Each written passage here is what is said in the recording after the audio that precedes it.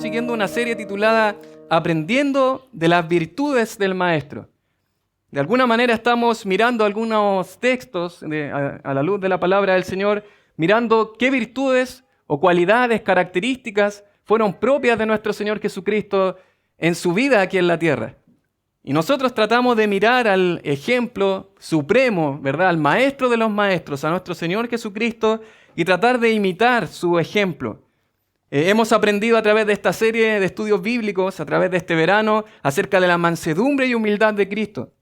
Hemos aprendido acerca de la compasión de Cristo. Hemos considerado también el perdón de Cristo, la paciencia, la obediencia de Cristo y el sacrificio de Cristo. Preciosas virtudes que observamos en la palabra del Señor y que cada creyente debe poner su esfuerzo a la luz de la palabra del Señor para poder imitar a su Maestro. Hoy vamos a continuar en esta serie que ya estamos casi llegando al final de esta serie de estudios bíblicos que ha sido de mucha bendición para cada uno de nosotros. Pero para comenzar el día de hoy y estudiar la virtud que vamos a estudiar el día de hoy, quiero invitarle a que inclinemos nuestros rostros, nos encomendemos al Señor, que pidamos su dirección y que Él esté bendiciendo este tiempo de manera especial. Señor, te damos tantas gracias, Padre, en primer lugar, por ser tus hijos, Señor. Gracias, Padre, por estas preciosas verdades, Señor, que hemos cantado, Señor, que esperamos, Señor, hayan sido de tu agrado, Señor. Padre, estas verdades que encontramos en tu palabra, Señor, sintetizadas, Señor, en estos cánticos, nos ayudan, Señor, a poder mirar la obra de Cristo, Señor. Maravillarnos, Señor, con la obra preciosa del Evangelio, Señor. Y con nuestros labios, Señor, entonar, cantar, Señor, y adorar tu bendito nombre, Señor. Padre, ahora disponemos nuestros corazones a poder estudiar tu palabra, Señor. Y ayúdanos, Señor, porque somos tan limitados, Señor, y tu consejo es tan amplio, Señor, tan infinito, Señor, que necesitamos de tu ayuda, Señor. Necesitamos que tu Espíritu Santo hoy nos hable libremente, Señor, y nos ilumine, Señor. Imploramos, Señor, tu dirección, tu guía el día de hoy, Señor. Padre, que solamente Cristo sea exaltado el día de hoy, Señor. Pues oramos a través de Cristo, nuestro bendito Señor y Salvador. Amén. Un cantante cristiano llamado Michael Rodríguez, allá por los años 90, compuso una canción titulada El hermanito y el vagabundo. Y es una canción interesante en la que este cantante ilustra una escena en donde hay un creyente, un hijo del Señor, que está orando en su casa y está pidiéndole al Señor: Maestro, quiero verte. Visítame, Maestro, quiero estar cerca de ti. Esa era la oración de este hombre, de este hermanito, como le llama la canción, de este hermano, de este creyente. Él oraba fervientemente: Señor, quiero que me visites el día de hoy. Quiero estar cerca tuyo, oraba el maestro, esta persona a su maestro. Pero mientras él estaba orando, tocan la puerta y hay un vagabundo que quiere recibir alguna ayuda de esta persona, de este hermano. Él, enfadado por la interrupción, le dice que se vaya, que no tiene dinero y que no puede ayudarle. Simplemente le rechazó y le dijo que se fuera. Pasaron horas después de todo este evento, después de que él oró, después de que tocaron la puerta, y él comenzó a orar al Señor. ¿Qué pasó, Señor? Y comenzó a decir: te olvidaste de tu hijo. Yo te oré fervientemente para que tú me visites, para que tú vengas aquí, para poder conocerte. ¿Y qué pasó, Señor? ¿Te olvidaste de mí? ¿Te olvidaste que soy tu hijo? Sin embargo, mis queridos hermanos, esta canción finaliza con unas supuestas palabras de Dios a este respecto. Y estas supuestas palabras de Dios son las siguientes: estuve ahí contigo, te envié al vagabundo para que le dieras de comer, le dieras abrigo y le hablaras de mí. Y cito textualmente de la canción: deja ya la religiosidad. Hay almas que se pierden sin escuchar la verdad. Y otra parte de la canción finalmente dice: ama a tu hermano, dale el pan de vida, comparte el pan de vida. El mundo hambriento necesita de mí, necesita de mí. Y mis queridos hermanos, aunque esta escena no sea verídica y nos parezca un tanto extraña, lo que ella evoca no es tan desconocido para cada uno de nosotros. Lo cierto es que esta escena refleja una verdad que nosotros experimentamos a diario. Pero aún más, es una realidad que Jesús no realizó y que confrontó estando en esta tierra. ¿Cuál es esa realidad? Es la realidad de esa tensión que existe entre la religiosidad y el practicar la misericordia hacia aquel que lo necesita. Es creer que estamos de lo mejor haciendo cosas para Dios, trabajando, orando, probablemente asistiendo a una iglesia, congregándonos, probablemente fielmente a la iglesia del Señor, pero sin una mirada hacia aquellos que necesitan al Señor y hacia aquellos que están en una miseria espiritual, sin una mirada de misericordia. Y ese es el tema que el día de hoy vamos a considerar en la palabra del Señor. Hoy vamos a considerar juntos aprendiendo de la misericordia de Cristo. Aprendiendo de la misericordia de Cristo. Y quiero invitarle a ir en su Biblia conmigo. Vamos a considerar juntos en la palabra del Señor en Mateo capítulo 9, versos del 9 al 13. Esta sección que ya hemos dado lectura hace un momento atrás. Y vamos a leer esta porción de la palabra. Mateo capítulo 9, versos del 9 al 13. Y dice así la palabra del Señor. Pasando Jesús de allí, vio a un hombre llamado Mateo, que estaba sentado al banco de los tributos públicos, y le dijo, sígueme. Y se levantó y le siguió. Y aconteció que estando él sentado a la mesa en la casa, he aquí que muchos publicanos y pecadores que habían venido se sentaron juntamente a la mesa con Jesús y sus discípulos. Verso 11 dice, cuando vieron esto los fariseos, dijeron a los discípulos, ¿por qué come vuestro maestro con los publicanos y pecadores? Id pues y aprended, dice al verso 12, y al oír esto Jesús les dijo, los sanos no tienen necesidad de médico, sino los enfermos. Id pues y aprended lo que significa misericordia quiero y no sacrificio, porque no he venido para llamar a justos, sino a pecadores al arrepentimiento. Que el Señor bendiga su palabra.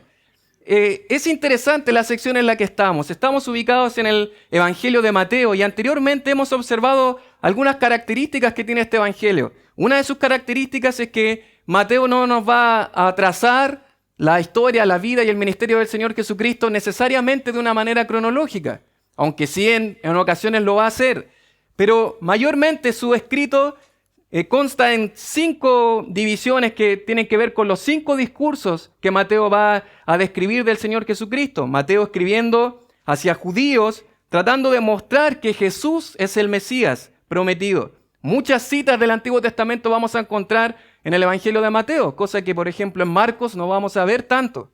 El Evangelio de Mateo se dirige justamente a judíos con el fin de mostrar que Jesús es el Mesías. Y en esto vamos a ver 5 discursos que el Señor va a hacer a lo largo de todo este libro. El primer discurso es el Sermón del Monte, capítulos del 5 al 7. El segundo discurso es el ministerio específicamente hacia sus discípulos que encomienda y comisiona en el capítulo 10. El tercer discurso es el discurso de las parábolas del reino, que usted puede observar en el capítulo 13. El cuarto discurso es el discurso que tiene que ver con el carácter de los discípulos de Jesús. Y finalmente, el quinto discurso es el discurso en el Monte de los Olivos, capítulos 24 y 25. En medio de cada discurso vamos a observar que el Señor Jesucristo algo va a realizar de su ministerio. Si ustedes observan, y si ya han podido observar en qué sección estamos ubicados entre medio del primer discurso y el segundo discurso del Señor Jesucristo. Después del capítulo 7 va a terminar el discurso del Sermón del Monte y va a comenzar diversos milagros que el Señor va a hacer. Todo esto en lo que es el sector de Galilea. Ustedes pueden recordar que en Galilea van a haber muchas ciudades que van a rodear el mar de Galilea. Mar de Galilea o lago de Genesaret o lago de Tiberias. Y hay muchas ciudades y aldeas que están alrededor del mar de Galilea. Y en el capítulo 9, verso 1, usted puede observar que luego de que ha estado en Gadara, porque en el capítulo 28 al final va a sanar va a librar de unos demonios a 2 endemoniados gadarenos. Capítulo 9 dice, entonces entrando Jesús en la barca, pasó al otro lado, está hablando del lago, del mar de Galilea, y vino a su ciudad.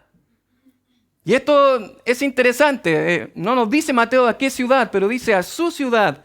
Si nosotros miramos el relato paralelo allá en Marcos, en el capítulo 2, vamos a darnos cuenta que dice que entró Jesús otra vez en Capernaum, después de algunos días.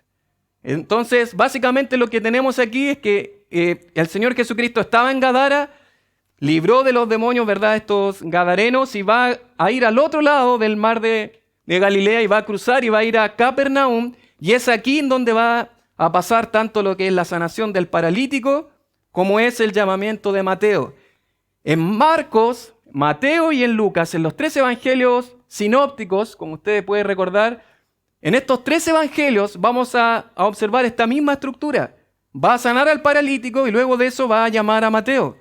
Y eso es interesante porque de alguna manera podríamos pensar por qué Mateo estuvo tan dispuesto a seguir al Señor Jesucristo de una manera tan directa y tajante. La semana pasada observamos algunas personas que quisieron seguir al Señor bajo ciertas condiciones y que finalmente no tuvieron la disposición de seguir a Jesús. Pero probablemente, y esto no lo dice el texto, pero es probable que Mateo haya sabido del Señor Jesús, que haya escuchado de Él y quizás, probablemente pudo haber visto ese evento del paralítico. Quizás Él escuchó lo que aquí había ocurrido. Y eso da mucho sentido, no porque haya sanado a un paralítico, sino por algo más interesante que hizo el Señor en ese evento. En el capítulo 9, verso 2, dice, y sucedió que le trajeron un paralítico tendido sobre una cama, y al ver Jesús la fe de ellos, dijo al paralítico, ten ánimo, hijo, tus pecados te son perdonados. Y eso es interesante. El Señor Jesucristo comenzó primero perdonando los pecados de este hombre.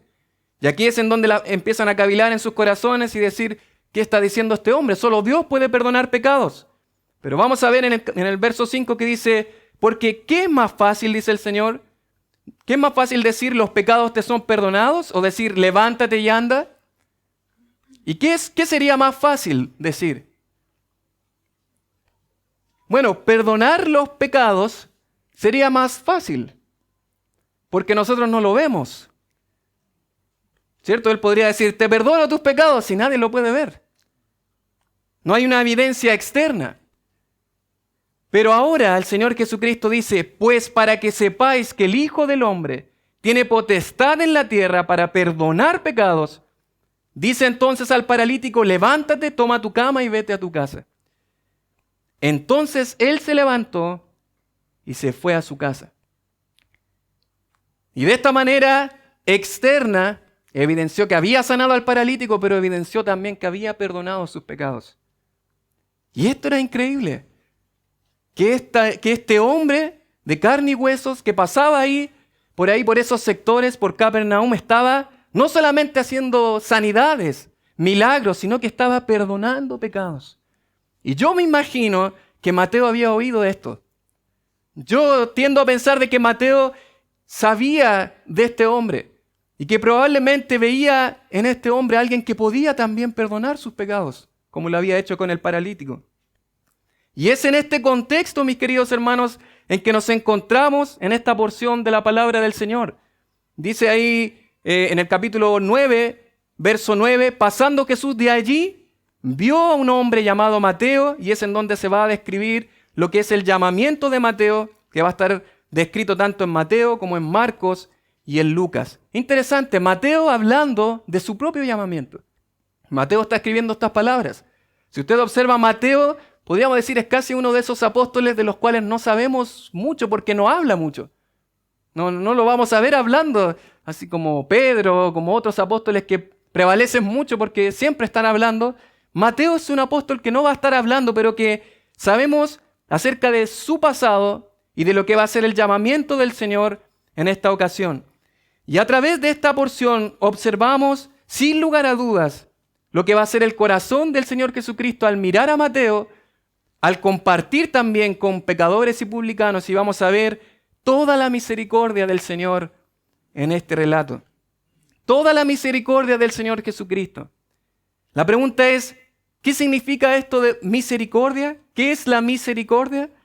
Y se utiliza mucho esta palabra en nuestro lenguaje. Acostumbramos a hablar de misericordia. Y la palabra misericordia, literalmente podríamos decir que tiene que ver con miseria y tiene que ver con corazón, con cordia. Entonces, literalmente significa pasar la miseria del otro por el corazón. Pasar la miseria del otro por el corazón. La misericordia, lo define el diccionario Vine de esta manera, la misericordia es la manifestación externa de la compasión. Da por sentado la necesidad de aquel que la recibe. O sea, la misericordia da por sentado la miseria de otro. En otras palabras. O sea, al hablar de misericordia tenemos que hablar de un miserable. Al hablar de misericordia debemos hablar de alguien que necesita algo. Y eso es lo interesante de esta palabra. No solamente tiene que ver con una emoción. ¿Se acuerdan? Algunas semanas atrás estudiamos acerca de la compasión de Cristo, que tiene que ver que algo se revuelve, ¿verdad?, en las entrañas. Tiene que ver con una emoción, un sentimiento. Pero la misericordia va un poco más allá, es una manifestación externa. Algo se mueve a hacer al observar la miseria de otra persona. Dave Harvey tiene un libro precioso que se titula Cuando pecadores dicen acepto. Y habla acerca de lo que es la relación matrimonial de dos pecadores. Y es un libro muy interesante. Y en una de las secciones de este libro, este autor dice lo siguiente: la misericordia es una palabra única, maravillosa y excepcional. La misericordia de Dios significa su bondad, paciencia y perdón hacia nosotros. Dice ahí, es su disposición compasiva para sufrir por los pecadores y con los pecadores, para nuestro más alto bien. En la Biblia, la misericordia une la necesidad severa de justicia con el calor de una relación personal. La misericordia explica cómo un Dios santo y amoroso puede relacionarse con pecadores sin comprometer quién es Él. Pero Dios no se da golpes en el pecho para ostentar este atributo como algo único e inalcanzable para nosotros. Está diciendo Dios, no se queda con este atributo. Es una figura que está utilizando para decir, bueno, Dios no se queda simplemente con Él ser misericordioso, sino que dice, nos la da libremente como un regalo para que ahora nosotros lo compartamos. Un regalo para compartirlo.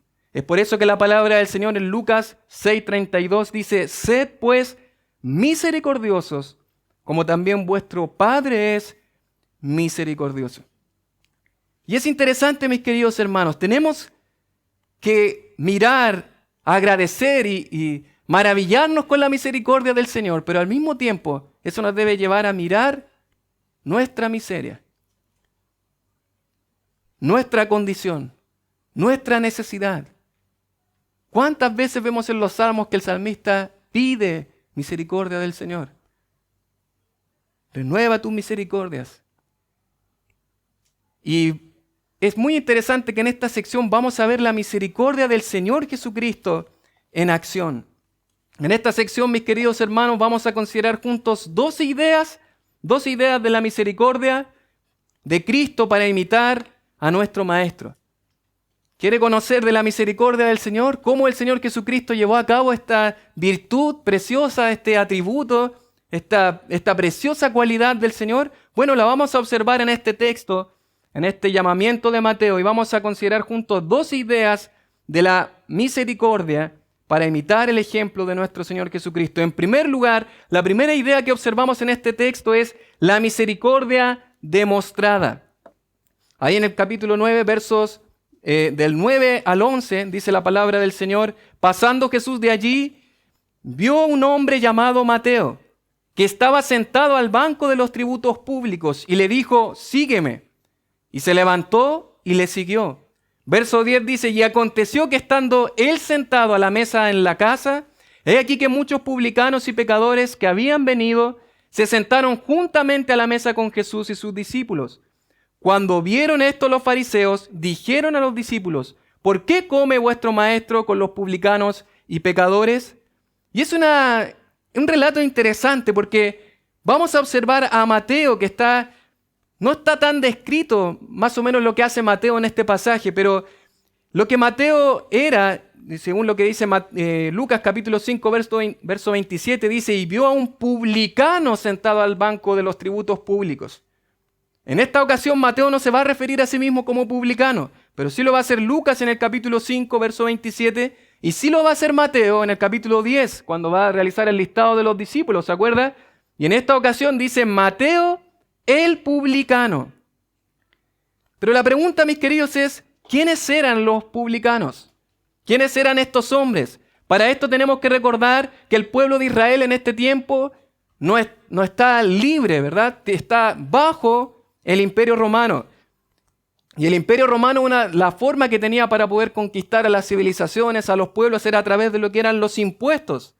Y de esta manera ellos podían estar sobre, en este caso, el pueblo de Israel. Los impuestos eran la forma en la que los romanos tomaban el control de los distintos pueblos. O en otras palabras, los impuestos eran lo que hacían sentir a los judíos que no tenían libertad y que eran propiedad de los romanos. Esto nos ayuda a entender quiénes eran los publicanos. Este oficio era un oficio público creado por los romanos para ayudar en la recolección de los impuestos de las provincias. ¿Sí? Los publicanos eran las personas responsables de cobrar estos impuestos que el imperio hacía hacia el pueblo de Israel. Pero al mismo tiempo, obviamente estas personas realizaban un trabajo. Y un trabajo es remunerado. Por lo tanto, estas personas trabajaban, cobraban impuestos, pero cobraban más de lo que debían cobrar para poder tener ganancia para sí mismos. La mayoría de quienes hacían este trabajo eran romanos, pero habían nativos que postulaban a este cargo y ganaban de alguna manera esta postulación. Y los publicanos, por hacer lo que hacían para el pueblo de Israel, que un judío en ese tiempo fuera publicano, fuera cobrador de impuestos o recaudador de impuestos, era lo más bajo que podía haber. Eran una de las personas más despreciadas por los judíos. Eran personas que eran considerados como traidores, personas que eran consideradas como al mismo nivel que las prostitutas, según lo que dice Mateo capítulo 21, verso 32, que dice, porque vino a vosotros Juan en camino de justicia y no le creísteis, pero los publicanos y las rameras le creyeron. De alguna manera estas personas eran tan despreciadas por los judíos que los consideraban como traidores hacia su nación. Porque no solamente estaban trabajando para el Imperio Romano, sino que les cobraban a sus bolsillos, a los propios judíos, y excesivamente, con lo cual tenían ganancia. Al punto de que la palabra publicano casi ya se utilizaba como sinónimo de la palabra pecador. Y cuando uno pensaba en un pecador, pensaba en lo que era un publicano. Y esta es la persona que está sentada ahí. Esta es la persona, Mateo, o también llamado Leví, estaba sentado al banco de los tributos públicos. Estaba haciendo su trabajo. Pero es increíble lo que hace el Señor Jesucristo aquí. El maestro va a llamar a este hombre. Esto nos confronta mucho porque el Señor Jesucristo no va a conformar su equipo con grandes estrellas. El Señor Jesucristo vino a mirar a personas despreciadas como era Mateo. Un hombre despreciado, un hombre que podríamos decir era un estafador hacia el pueblo de Israel, un pecador o un traidor. Podríamos utilizar muchas palabras para describirlo, pero cuando el Señor lo vio, más que ver un traidor, vio su miseria. Tuvo misericordia de él y le llamó. Esta es la misericordia del Señor. El Señor Jesucristo lo va a llamar. Mateo inmediatamente se levantó y le siguió. Y en Lucas nos ayuda un poco a observar de que dice, dejándolo todo se levantó y le siguió.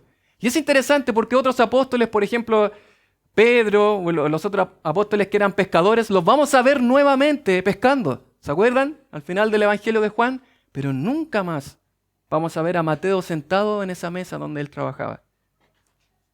nunca más. Un hombre que lo dejó todo y siguió al Señor. Un hombre que confió en que ese hombre podía perdonar también sus pecados. Y es interesante, el Señor Jesucristo, no solamente vamos a ver que el Señor Jesucristo va a llamar a Mateo, sino que se va a sentar a la mesa con estas personas, con pecadores, con publicanos. Algo omite Mateo aquí en esta porción, que sí lo va a incluir Lucas, que tiene que ver que el mismo Mateo va a preparar un banquete. Cuando el Señor Jesucristo lo llama, Mateo va a preparar un banquete, va a recibir a estas personas, a pecadores, a publicanos, y van a sentarse en la mesa, lo que dice el verso 10. Y aconteció que estando él sentado en la mesa de la casa, he aquí que muchos publicanos y pecadores que habían venido se sentaron juntamente a la mesa con Jesús y sus discípulos. Las demás personas veían a pecadores, traidores, estafadores, pero el Señor Jesucristo vio la miseria de estos hombres al punto que se sentó a comer con ellos. Cuando vieron esto los fariseos, y aquí están estos hombres religiosos, dijeron a sus discípulos: ¿por qué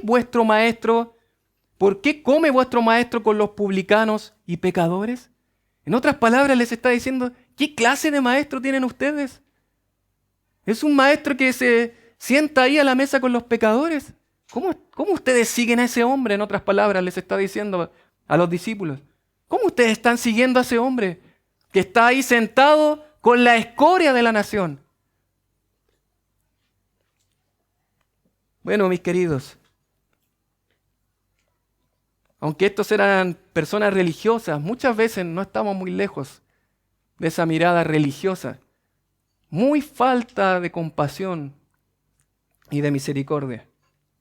Y a veces nuestra tendencia es simplemente ver a las personas como estafadores, personas que decimos: ¿cuánto nos han robado estas personas? Personas que nos visitan y que por su apariencia muchas veces casi terminan huyendo de las iglesias, porque a veces no se les recibe bien. Hay desprecio en su forma de vestir, en su atuendo, en cómo son físicamente. Y muchas veces no estamos dispuestos a acercarnos con una mirada como la que tuvo el Señor, de mirar su miseria y tener misericordia hacia ellos. Es interesante, mis queridos, porque podemos observar que aunque el Maestro no nos llamó de la misma manera que el Señor llamó a Mateo, de alguna manera, mis queridos hermanos, es la misericordia del Señor la que permite que hoy usted y yo podamos ir delante de su presencia, que hoy podamos ser hijos de Dios. En Efesios capítulo 2, versos del 1 al 3, es interesante que Pablo, cuando escribe esta carta, dice: en los cuales, en nuestros delitos y pecados, anduvisteis en otro tiempo, dice, siguiendo la corriente de este mundo, conforme al príncipe de la potestad del aire, el espíritu que ahora opera en los hijos de desobediencia, entre los cuales también todos nosotros vivimos en otro tiempo en los deseos de nuestra carne, haciendo la voluntad de la carne y de los pensamientos, y éramos por naturaleza hijos de ira, lo mismo que los demás. Esa era nuestra miseria. Pero ¿saben qué? Esa es nuestra miseria. Esa es la miseria de todo hombre. Pero dice: pero Dios, que es rico ¿en qué cosa? Misericordia. Pero Dios, que es rico en misericordia, por su gran amor con que nos amó, aun estando nosotros muertos en nuestros delitos y pecados, nos dio vida juntamente con Cristo. Por gracia sois salvos. ¿Puede decir amén a eso? ¡Qué bendecidos somos! Porque en alguna ocasión el Maestro no nos miró de esta manera, sino que miró nuestra miseria. No nos miró con desprecio, como los fariseos, sino que miró nuestra miseria. Y gracias a que Dios es rico en misericordia, es que nos dio vida con Cristo. Y en Tito capítulo 3, verso 5 dice la palabra: nos salvó no por obras de justicia que nosotros hubiéramos hecho. Los fariseos trataban siempre de cumplir la ley, ¿verdad? de alguna manera perfecta. Decían, nosotros cumplimos la ley, obedecemos la ley, la tradición de los ancianos, ¿verdad? Siempre queremos cumplir la ley de Dios. Pero lo que ellos nunca entendieron es que no había forma de cumplir la ley de Dios. No es por obras de justicia que nosotros hubiéramos hecho, sino por su misericordia, dice Pablo a Tito, por el lavamiento de la regeneración y por la renovación en el Espíritu Santo. Los fariseos no tenían una conciencia clara de ellos mismos. Ellos hablaron de los publicanos y pecadores como si ellos no lo fueran. ¿Notó eso? El Señor sentado ahí a la mesa y Él sentado ahí con los pecadores, con la escoria, excluyéndose de esa categoría de pecadores. Esto fue lo que Lucas grafica en Lucas capítulo 18, versos del 9 al 14, que la palabra del Señor dice: a unos que confiaban en sí mismos como justos y menospreciaban a los otros, dijo también esta parábola. 2 hombres fueron al templo a orar. Uno era fariseo y el otro publicano. El fariseo, puesto en pie, oraba consigo mismo de esta manera: Dios, te doy gracias porque no soy como los otros hombres, ladrones, injustos, adúlteros, ni aun como este publicano. En su misma oración, manifestando toda su arrogancia, mirándose a él como algo que no era, considerándose él como perfecto, que él cumplía la ley. No, yo no soy como estas personas que ellos son pecadores. Gracias Dios porque tú me has hecho perfecto. Yo no soy como estas personas. Y él dice: ayuno 2 veces a la semana, doy diezmos de todo lo que gano. Dice: mas el publicano, estando lejos, no quería ni aún alzar los ojos al cielo. Y dice, sino que se golpeaba el pecho diciendo: Dios, sé propicio a mí, pecador. Y dice ahí la palabra del Señor, el verso 14: os digo que éste descendió a su casa justificado antes que el otro. Porque cualquiera que se enaltece será humillado, y el que se humilla será enaltecido. Qué precioso relato de la palabra del Señor. A veces, mis queridos hermanos, aún entendiendo y recordando las verdades del Evangelio, creemos algo que no somos. No, yo la verdad no soy tan malo. No soy tan malo como otras personas que ellas sí son realmente malas. Ellas sí estafan, esas son personas malas. Ellos sí son pecadores.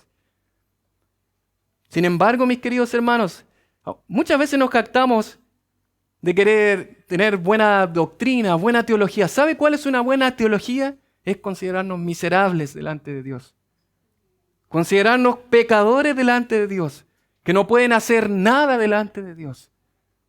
Esa es una muy buena teología, y es lo que el apóstol Pablo dijo en Romanos capítulo 7, versos del 24 al 25. Dijo: miserable de mí, ¿quién me librará de este cuerpo de muerte? Él dijo: gracias doy a Dios por Jesucristo, Señor nuestro. El apóstol Pablo justamente se consideraba de esa forma. Cuando habló acerca de los apóstoles, él se consideró el último en la fila, ¿se acuerdan? Pero cuando habló de los pecadores, él se consideró el primero en la fila.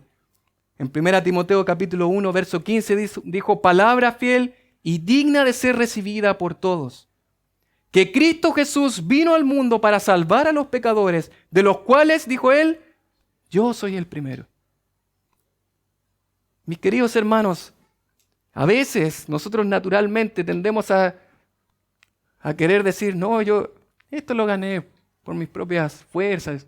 Yo hago cosas buenas.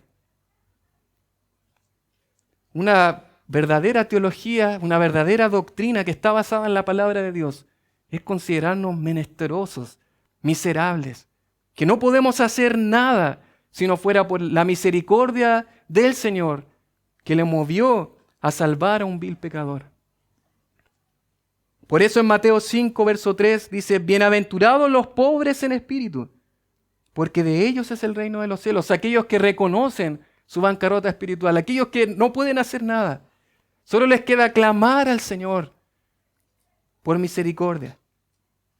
Y yo quiero preguntarte a ti: ¿alguna vez ¿Realmente has rendido tu vida delante del Señor? Puede ser que por mucho tiempo has asistido, has participado de esta iglesia o de otra iglesia, has escuchado enseñanzas de la Biblia y podrías quizás pensar como estos fariseos, no, yo hago cosas buenas, mejores que otras personas. Hoy puede ser el día que rindas tu vida delante de Dios. Ir delante del Señor en arrepentimiento y fe. Dice Spurgeon, los mejores hombres necesitan misericordia y apelan a la misericordia. Sí, dice él, a nada más que la misericordia. Mis queridos hermanos, cuánta misericordia Dios ha mostrado hacia ti. Cuánta misericordia ha mostrado durante toda tu vida. Muchas veces nuestra poca pasión por Dios, nuestra poca pasión por el Evangelio y nuestra poca pasión por servir al Señor, ¿sabe dónde parte? En un entendimiento vago de quiénes somos, de nuestra miseria espiritual y por lo tanto en un vago entendimiento de la misericordia de Cristo. ¿Sabe lo que dice Lamentaciones 3, del 22 al 23? Por la misericordia de Jehová no hemos sido consumidos. Porque nunca decayeron sus misericordias. Nuevas son cada mañana, grande es tu fidelidad. Si aún existiera esa posibilidad, que no existe, pero si llegase a decaer su misericordia, ¿sabe qué pasaría? Todos estamos consumidos. No hay opción. Por la misericordia de Jehová no hemos sido consumidos, porque nunca decayeron sus misericordias. Qué preciosa verdad, mi querido hermano y hermana. Así como Cristo vio a Mateo en su condición deplorable, miserable, se sentó a la mesa con los pecadores mostrando misericordia hacia ellos, esa es la misma misericordia que ha tenido con nosotros. Mis queridos, cuanto más observamos nuestra miseria, más apreciamos y amamos y admiramos la misericordia de Dios. Es por eso, mis queridos hermanos, que hemos considerado en primer lugar la misericordia demostrada del Señor, ahí en Mateo capítulo 9, versos del 9 al 11. Pero ahora podemos observar la misericordia demandada en los versos del 12 al 13. Y dice así la palabra del Señor. Al oír esto, Jesús les dijo, los sanos no tienen necesidad de médico, sino los enfermos. Verso 13 dice, id pues y aprended lo que significa misericordia quiero y no sacrificio, porque no he venido a llamar a justos, sino a pecadores al arrepentimiento. El Señor Jesucristo oyó lo que decían los fariseos que miraban a estas personas con desprecio y que decían, ¿por qué Jesús se sienta con estas personas que no tienen ningún valor? Al oír esto, el Señor Jesús les dijo, los sanos no tienen necesidad de médicos, sino los enfermos. Y Él está ocupando un lenguaje figurado para decir, hay personas que se creen estar sanas. Y hay personas que saben que están en una situación que necesitan de un médico. Saben que están enfermos. De alguna manera Él nos quiere ilustrar lo que son los pecadores, ilustrándolo de alguna manera como una enfermedad. Y Él dice al final, porque no he venido a llamar a justos, sino a pecadores al arrepentimiento. Eso no quiere decir de que ellos no fueran pecadores. Quiere decir de que ellos no reconocían que eran pecadores. Y Él le dice, yo he venido a llamar a pecadores al arrepentimiento. A personas que realmente reconocen su bancarrota espiritual. Personas que reconocen su miseria. A esas personas he venido a buscar, dice el Señor. Y es interesante porque el Señor va a citar lo que es un pasaje que ellos probablemente conocían y recitaban muchas veces. Ustedes saben que en la sinagoga los fariseos, ellos se criaban citando, memorizando las Escrituras. Y el Señor les dice, id y aprender. Bueno, ellos probablemente se lo sabían de memoria, ¿qué van a aprender? Pero el Señor les invita a aprender realmente el significado de estas palabras en el profeta Oseas, en el capítulo 6, verso 6, donde dice, porque misericordia quiero y no sacrificio, y conocimiento de Dios más que holocaustos. Y va a citar un texto del libro del profeta Oseas.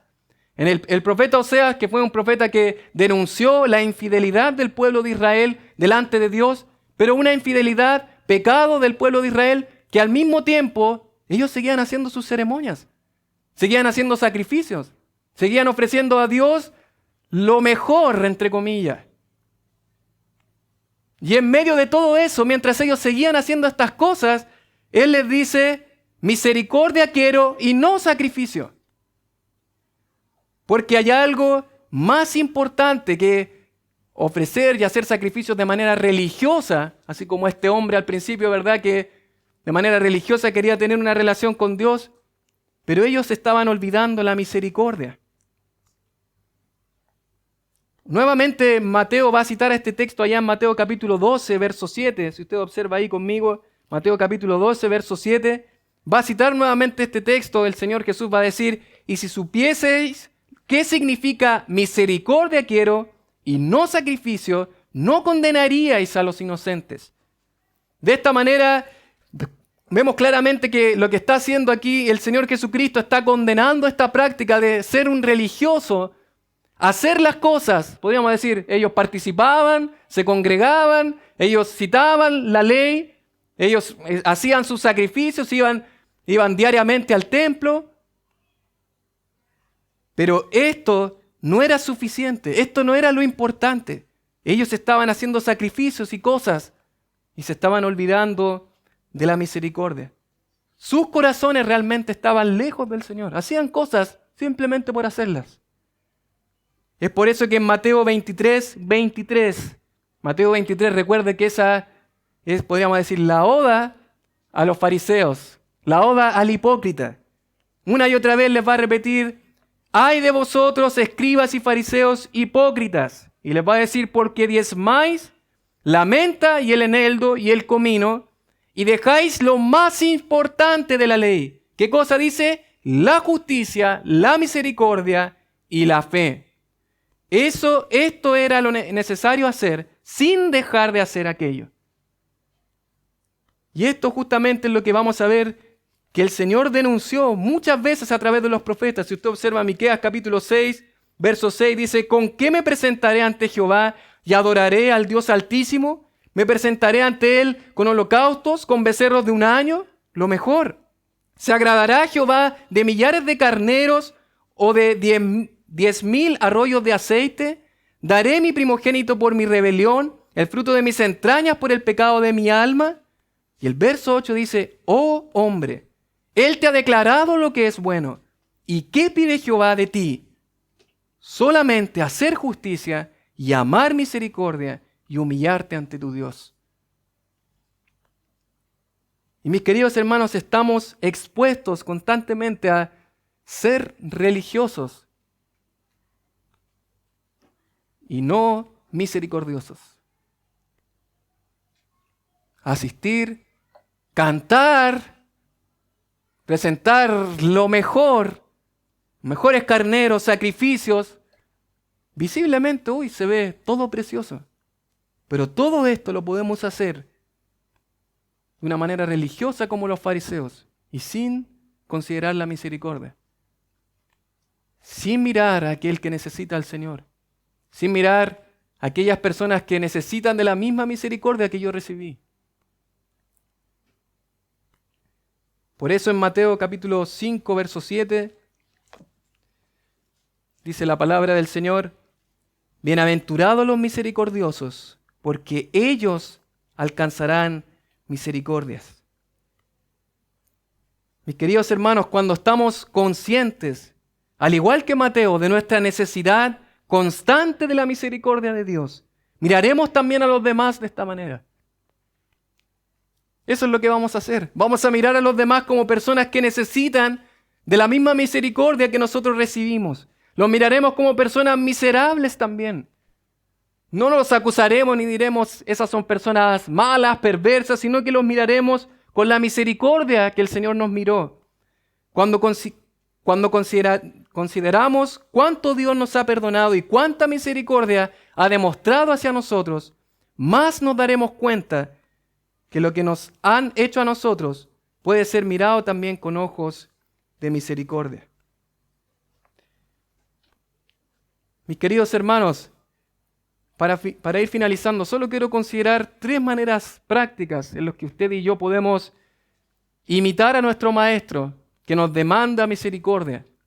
Ya hemos observado la misericordia demostrada del Señor hacia el pecador, hacia aquel que está en una condición miserable.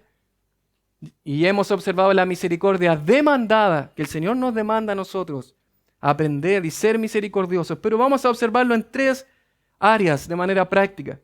Misericordia en primer lugar hacia los inconversos.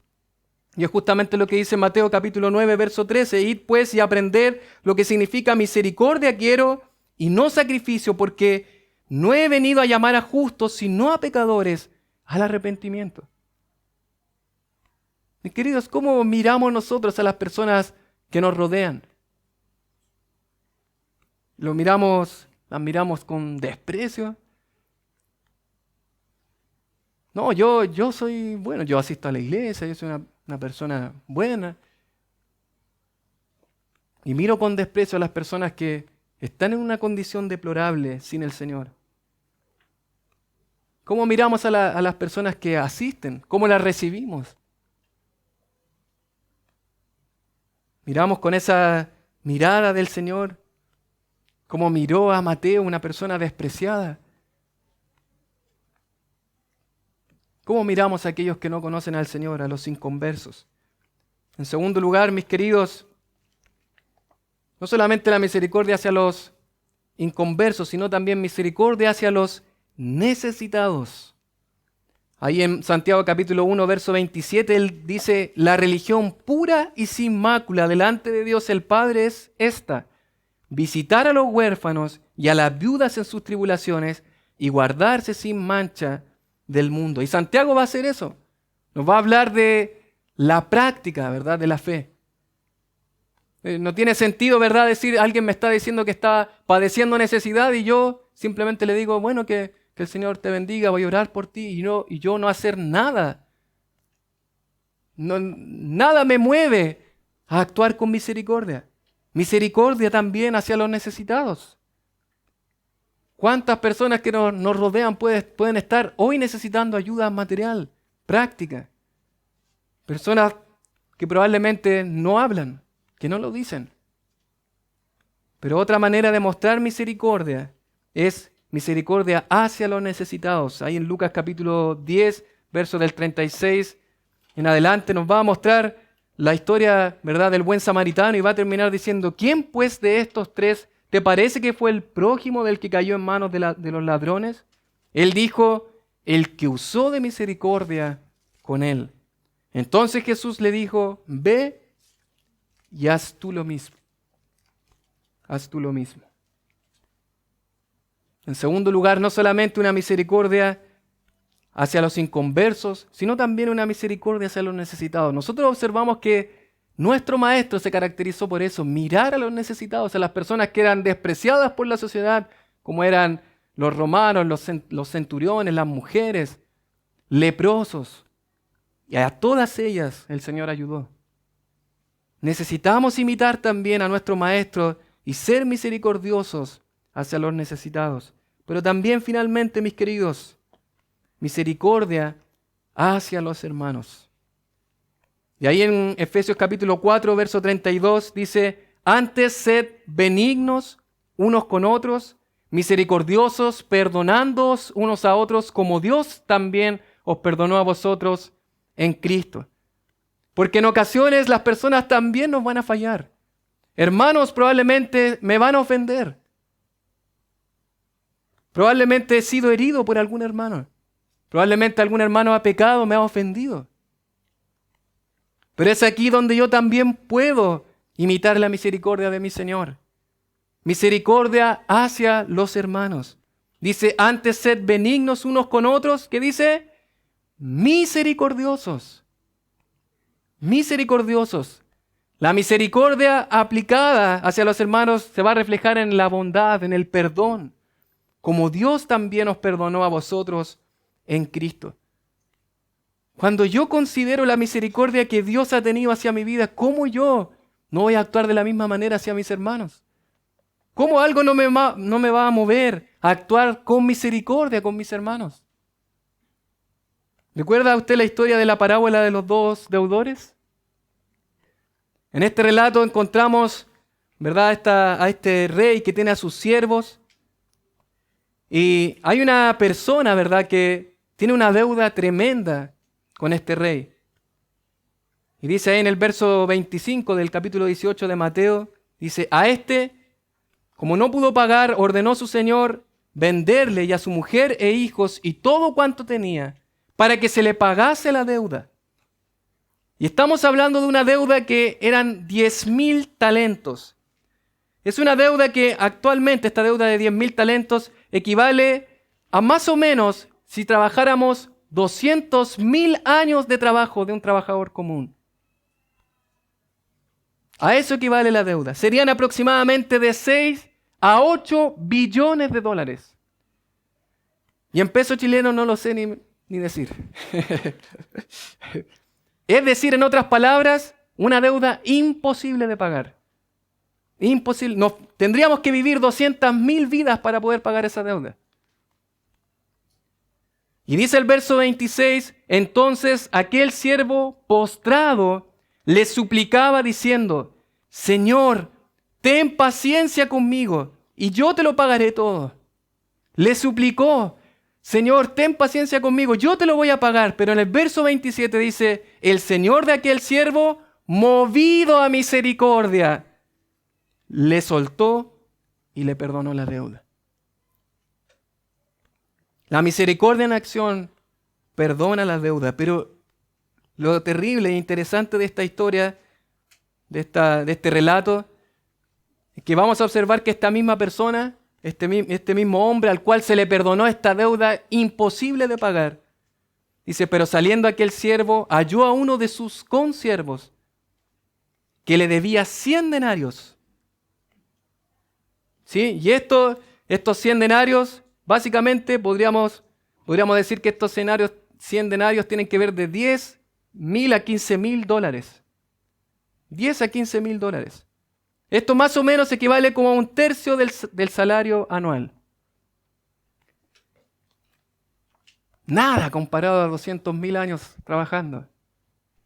Sin embargo, este hombre va a decir aquí el verso 27, al final dice, y haciendo de él, tomando de él, le ahogaba, diciendo, págame lo que me debes. Entonces su consiervo, postrándose a sus pies, le rogaba, diciendo, ten paciencia conmigo, y yo te lo pagaré todo. Pero el verso 30 dice, mas él no quiso. Sino fue y le echó en la cárcel hasta que pagase la deuda. ¿Qué piensa usted de este hombre?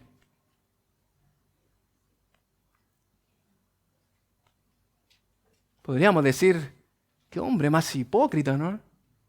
Qué hombre más descarado, podríamos decir.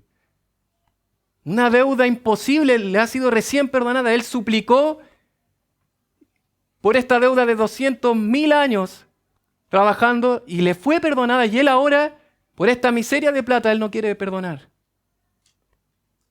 ¿Sabe que no está muy lejos de lo que hacemos nosotros muchas veces? ¿Sabe que tendríamos que trabajar más de 200,000 vidas? Y aún así no podríamos pagar lo que ha sido, lo que Cristo nos ha perdonado a nosotros. No podríamos. No podríamos hacer ninguna obra. Nunca podríamos pagar lo que el Señor nos perdonó. Y aún así, por cosas así, nosotros no somos capaces de perdonar a nuestros hermanos.